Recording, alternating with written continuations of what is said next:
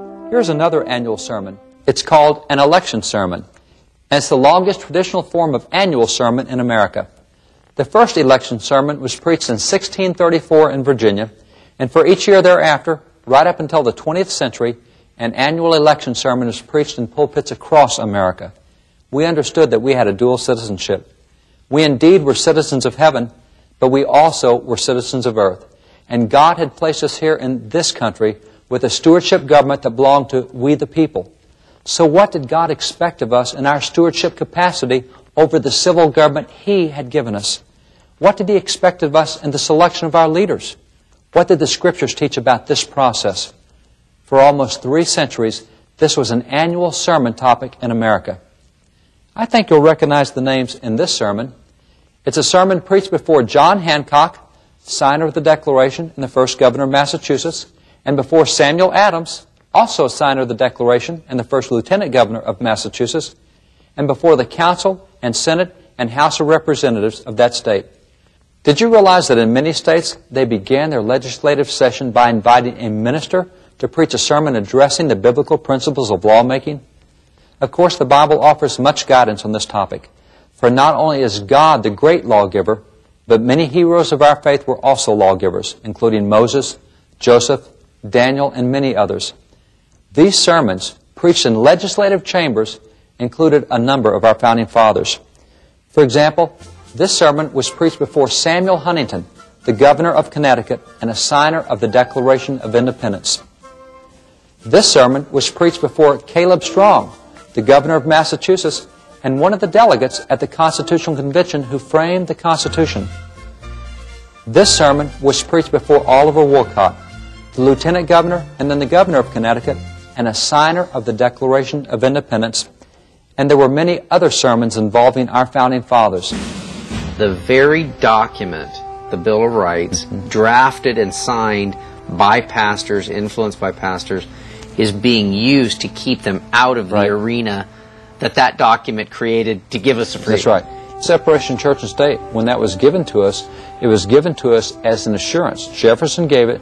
It was an assurance that the government would not stop a public religious activity. Correct. Now we use separation of church and state to stop every public religious activity. Right. Bill of Rights was given to us to make sure we had free exercise of religion. Now the Bill of Rights is given to us to make sure you can't express your religion in a public place. We have free speech, but that doesn't include religious speech. Wow. I mean, all these rights that were really pioneered and championed by Christians, by ministers, are now being used against Christians to suppress them. We gave a Constitution that's very inclusive, allows anyone to be elected under that, no religious test. Now we've imposed a religious test. Oh, you're a preacher. You can't run for public office. Wait a minute. The reason that clause is in there is because we had preachers involved in that. Wow. See, we see it even with judicial candidates. Oh, that's an evangelical Christian. We can't have that person in the court. We need to filibuster that person. And I've personally witnessed filibusters be conducted simply over the evangelical faith of nominees. One was a Sunday school teacher. We can't have that as a federal judge. One had a testimony on a website of what God had done in changing life.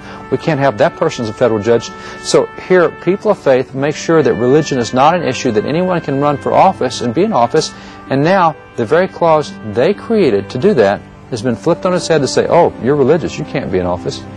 180 degrees different than the original intent. How come? We buy into it. No, We've been told. Yeah. That's it, because we the people believe that separation of church and state means you don't do religious stuff in public. We believe that a pastor shouldn't say anything political from a pulpit. Now wait a minute, time out.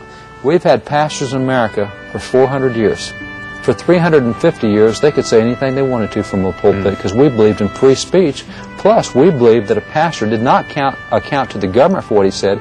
He counted to God and to his congregation for what he said. Wow. If that pastor said something that's wrong, his congregation will take him down and he'll answer to God. Now, if a pastor says something wrong, the IRS will take him down. Yeah. Now, since when did it become the responsibility of the government to monitor what's said in a pulpit, to care about what's said in a pulpit? Doesn't monitor what's said in free speech, doesn't monitor what 527 groups, doesn't monitor what political groups do, but we're going to monitor what pastors do. Unbelievable. And notice this sermon. A voice of warning to Christians on the ensuing election of a President of the United States. Did you know that American ministers used to stand in the pulpit and call candidates by name? Call parties by name? sit forth their positions, compare them to the Bible, and then advise that a Christian could or could not vote for a candidate based on what the candidate had said and what the Bible said. Today, this type of sermon might make many in churches uncomfortable, but it shouldn't. For not only was this a traditional practice of American pulpits, it's also a traditional practice set forth in the Scriptures. Consider how often God sent His ministers either to interface with or to confront civil leaders. For example, Elijah with Ahab and Jezebel, Samuel with Saul, Nathan and Gad with David, Isaiah with Manasseh, and so many other examples. There certainly is no model in the Bible where God has His ministers remain silent with civil leaders or about civil issues. The church speaking into the civil arena has been a long-standing practice in America, as had the practice of ministers serving directly in the legislature. In fact, it was Thomas Jefferson himself who encouraged the lifting of restrictions against ministers and clergy that had been imposed in his own state of Virginia.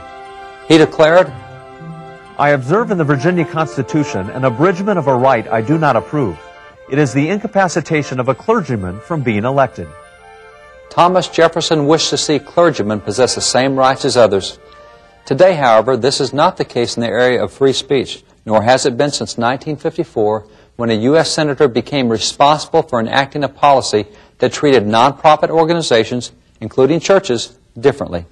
He had been criticized for his political affiliations and his private business dealings, and not liking that criticism, he added a rider to an appropriation bill in the U.S. Senate, stipulating for the first time that a 501c3 organization, and churches are 501c3 organizations, that they must now stay out of the political arena. Most Christians think that the way it is today is the way it's always been. But this restriction is recent, as both American law books and early American sermons clearly demonstrate. The record is clear. The church helped shape the way that early America approached the issues of the day, and having taught the nation the relevancy of God's Word to every aspect of life, it's not surprising then that the Scriptures and writers on the Scriptures had such a profound impact on the founding of our government and its documents. During the Revolutionary War of the 1700s, the local church, pastors, and clergymen played a pivotal role in the founding of our nation. But how did the church respond to such lingering issues as slavery and civil rights? Is there still a role for churches and pastors to play in today's political arena? Discover our nation's godly history in the American Heritage Series. America, this is your heritage. Was there ever any event of emasculating pastors and Christian leaders in America? Well, what happened, you had a freshman, or actually you had a young man running to be a freshman U.S. Senator.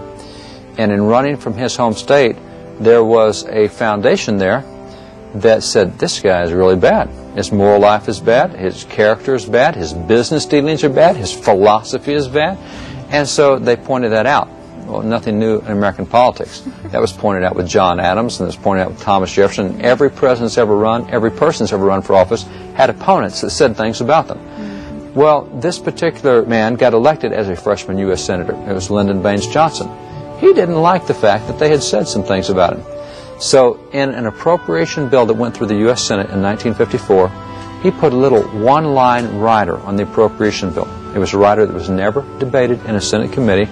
It never went for any kind of a markup. It was just a floor amendment that got stuck on there and said, oh, by the way, if you're 501c3, you can't talk about this stuff anymore. You just lost your freedom of speech. You talked about me, you've lost your freedom of speech. Now, every record indicates he had no intention of that applying to churches whatsoever. It was to go after his political opponents who had a foundation, and they went after him, so he's going after them.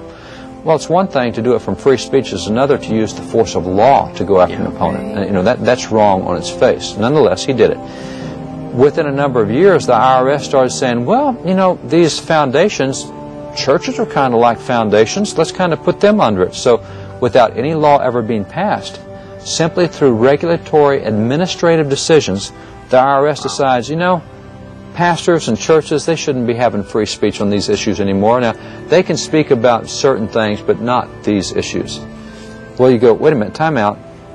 These guys spoke about these issues from the very beginning. Likely, we don't have our founding documents had they not been speaking about them. We've talked in previous programs that Declaration of Independence, there's nothing there that the pastors hadn't already addressed before 1763. Had they not been addressing it,